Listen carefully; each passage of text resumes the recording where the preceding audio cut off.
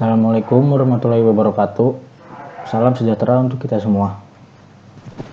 Perkenalkan, saya Rizky Putra Purba dari kelas 01 SAK P003 dengan NIM 2110112000981. Ruang 1008 mata kuliah pengantar manajemen. Di sini saya akan menjelaskan sedikit tentang pengorganisasian dari materi pengantar manajemen. Organisasi. Organisasi adalah suatu perkumpulan atau wadah bagi sekelompok orang yang bekerja sama dengan terstruktur dan mencapai tujuan tertentu. Hakikat organisasi. Sebagai alat administrasi dan manajemen, organisasi dapat ditinjau dari dua sudut pandangan. Pertama, organisasi dipandang sebagai wadah di mana kegiatan administrasi dijalankan. Kedua, organisasi dapat dipandang sebagai proses di mana analisis interaction antara orang-orang yang menjadi anggota organisasi itu. Peran-peran organisasi. Organisasi sebagai wadah, organisasi sebagai proses. Organisasi sebagai wadah. Sebagai wadah, organisasi adalah tempat di mana kegiatan-kegiatan administrasi dan manajemen dijalankan. Sebagai wadah, organisasi bersifat relatif statis. Organisasi perlu memiliki suatu pola dasar struktur organisasi yang relatif permanen. Tetapi meskipun demikian, berbagai perkembangan, seperti semakin kompleksnya tugas-tugas yang harus dilaksanakan, berubahnya tujuan, bergantinya pimpinan, beralihnya kegiatan, semuanya dapat merupakan faktor yang menuntut adanya perubahan dalam struktur suatu organisasi. Organisasi sebagai proses. Organisasi sebagai proses menyoroti interaksi antara orang-orang di dalam organisasi itu. Karenanya, organisasi sebagai proses jauh lebih dinamis sifatnya dibandingkan dengan organisasi sebagai wadah. Organisasi sebagai proses membawa kita kepada pembahasan dua macam, hubungan di dalam organisasi yang menimbulkan hubungan formal dan informal. Penyusunan personalia dalam organisasi. Penyusunan personalia adalah fungsi manajemen yang berhubungan dengan perekrutan, penempatan lahan, dan pengembangan anggota organisasi. Kegiatan-kegiatan penyusunan personalia dengan tugas-tugas kepemimpinan, motivasi, dan komunikasi.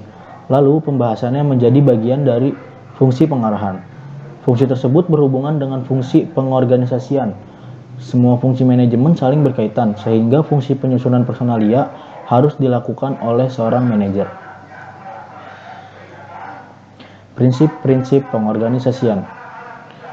Yang pertama, terdapat tujuan yang jelas. Yang kedua, tujuan organisasi harus dipahami oleh setiap orang di dalam organisasi.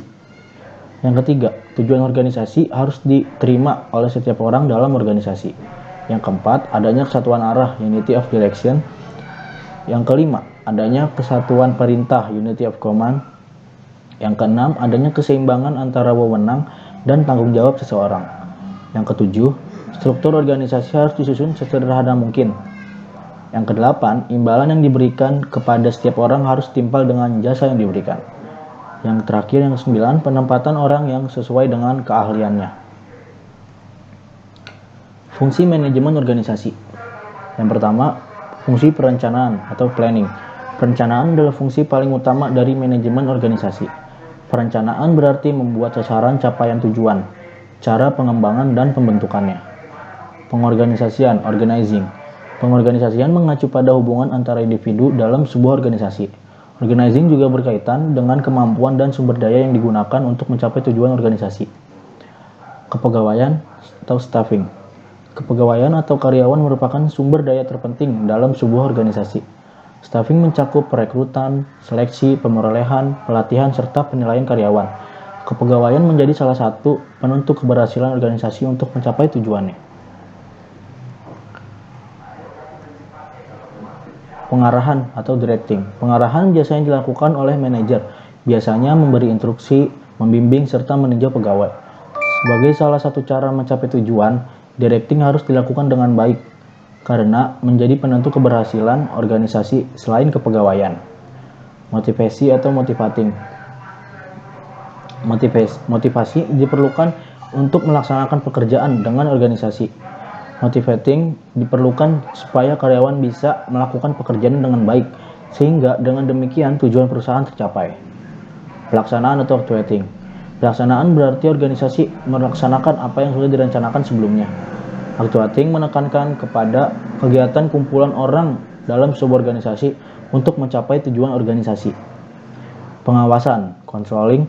Pengawasan berarti manajer mengawasi bagaimana proses pelaksanaan kegiatan oleh pegawai. Controlling juga termasuk penentuan apakah tujuan organisasi bisa tercapai dengan rencana dan pelaksanaan kegiatan tersebut. Contoh struktur organisasi.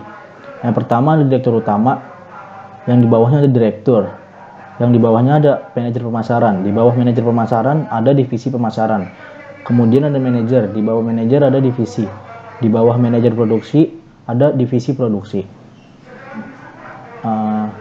Sekian dan terima kasih. Jika ada salah-salah kata mohon dimaafkan, kurang lebihnya mohon maaf. Wabillahi taufiq wal hidayah. Wassalamualaikum warahmatullahi wabarakatuh.